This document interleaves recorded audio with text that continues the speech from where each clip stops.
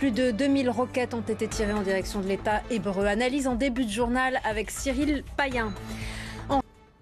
Bienvenue à vous tous et merci d'être avec nous. Les frappes israéliennes sur la bande de Gaza, au moins 10 personnes d'une même famille ont été tuées ce matin selon les secours palestiniens. Israël continue de pilonner la bande de Gaza en réponse aux milliers de tirs de roquettes du Hamas de l'enclave palestinienne. L'État hébreu a frappé environ 800 cibles. En Cisjordanie, il y a aussi eu des affrontements entre Palestiniens et l'armée israélienne. 11 Palestiniens ont été tués. Olivier Fessol.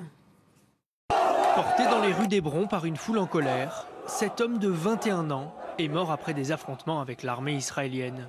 La liste des victimes du conflit entre l'État hébreu et les Palestiniens s'allonge encore. De nombreuses personnes ont défilé dans plusieurs villes de Cisjordanie, comme ici, à Ramallah. Des manifestations qui ont souvent tourné à l'affrontement avec les forces israéliennes. Des soldats ont par endroits répliqué à balles réelles, faisant des morts et des blessés. Il s'agit d'un soulèvement populaire sans précédent, dans lequel 13 millions de Palestiniens du monde entier s'unissent dans un seul but, faire tomber l'occupation et renverser le régime d'apartheid, non seulement dans les terres occupées, mais dans toute la Palestine historique. Dans le même temps, Tsahal poursuit ses frappes sur la bande de Gaza, une opération aérienne et non pas terrestre comme l'avait annoncé dans la nuit de jeudi à vendredi l'État hébreu, peut-être pour faire sortir les combattants gazaouis de leur tunnel. Cette nuit-là, le Hamas continuait de tirer des roquettes vers Israël. Le Hamas a fait une grave erreur en décidant de tirer sur l'État d'Israël. L'armée a répondu avec une attaque basée sur des plans préétablis et d'autres opérations sont en préparation. Nous frappons avec force des objectifs stratégiques, ce qui va porter un coup dur à la production d'armes du Hamas et du djihad islamique palestinien. Ils mettront longtemps pour la reconstruire. Dans la bande de Gaza, les frappes israéliennes continuent de faire des victimes civiles. Allongées côte à côte, les dépouilles de 4 enfants. 4 frères et sœurs palestiniens âgés de 2 à 7 ans. La famille Tanani a été décimée dans le bombardement de leur maison, à Beth Laïa. Mon frère était avec ses 4 enfants et sa femme enceinte. Il n'y a pas eu d'avertissement. Il y a eu 5 tirs, ça les a tous tués. Les forces israéliennes n'ont aucune pitié, ni pour les enfants, ni pour les femmes, ni pour les adultes, qu'ils soient vieux ou jeunes. Dans cette enclave palestinienne très densément peuplée, de nombreuses maisons ont été détruites. Certaines familles terrorisées prennent la fuite et se réfugient dans des écoles. Selon l'ONU, il serait plus de 12 000 à avoir quitté leur maison pour se mettre à l'abri. Depuis lundi, la violence ne cesse de s'intensifier entre Israéliens et Palestiniens. Une escalade inédite depuis 2014. Cyril Payen, merci d'être avec nous. Depuis la fin des accords d'Oslo, la situation est depuis des années explosive. Qui a allumé la mèche cette fois-ci ? Écoutez, il y a eu, en tout cas, comme on dit en anglais, le perfect storm, c'est-à-dire le scénario du cauchemardesque idéal avec une conjonction d'événements qu'on a vu en début de semaine, en début de semaine. Mais ce qui est vrai, c'est qu'aujourd'hui, alors le bilan de cette 5e jour de bombardement sur Gaza, il y a résolument les profiteurs de guerre. Alors d'un côté, il y a évidemment le Hamas qui a rené de ses cendres et qui se pose en défenseur de Jérusalem très opportunément, qui se pose en défenseur aussi des Gazaouis qui aussi, eh bien, écoutez, de certaine manière apprécie qu'il y ait un geste au-delà des paroles de l'autorité palestinienne qui ne porte pas en général beaucoup. Et puis de l'autre côté, il y a Benyamin Netanyahou. On peut vraiment se poser la question sur la coïncidence de ces événements, puisqu'il était en grande difficulté. Et c'est vrai qu'il a mis en pleine lumière son aile d'extrême droite, son aile orthodoxe religieuse, et qu'il arrange bien, lui, qui était en grande difficulté, puisqu'on sait qu'on vient de passer 4 élections. Alors, c'est certainement ces pauses martiales lui vont parfaitement bien. Des deux côtés s'affrontent. Le problème, c'est qu'au milieu, comme d'habitude, dans l'extrême volatilité de la question israélo-palestinienne, il y a les civils du côté à Gaza, les civils également évidemment en Israël, et puis cette inflammabilité énorme dont on ne sait pas où jusqu'où elle va aller, puisqu'il y avait 2 fronts, comme le reconnaissait le Premier ministre Netanyahou jeudi, les problèmes des heurts civils en Israël entre les communautés arabes israéliennes et juives israéliennes, et puis Gaza. Maintenant, il y a un troisième front en Cisjordanie, dans les territoires, puisqu'il y a eu 11 morts hier. Il y a aussi, c'est en train de s'enflammer. Et si on poussait, il y a aussi le sud Liban, où il y a des tentatives d'incursion de membres du Hezbollah, où il y a de nombreux réfugiés palestiniens qui regardent d'un œil extrêmement attentif ce qui se passe dans les territoires et à Jérusalem.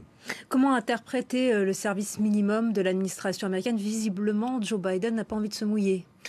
Il perpétue cette tradition démocrate qui avait été initiée par l'administration Obama avant de laisser un blanc-seing et une véritable autoroute au Trumpisme qui avait été presque unilatéralement, on s'en souvient, pro-israélienne, donnant des blancs-seings, encore une fois, sur énormément de dossiers épineux à Benyamin Netanyahou et à ses gouvernements, et surtout en éludant l'un des protagonistes, c'est-à-dire le peuple palestinien. On paye certainement aujourd'hui cela avec Benyamin Netanyahou qui est à la manœuvre, qui est empêtré politiquement et qui tente encore une fois de dynamiter un peu la situation sur place en revêtant ses habits de monsieur sécurité, ce pourquoi beaucoup d'Israéliens le connaissent et d'ailleurs l'apprécient.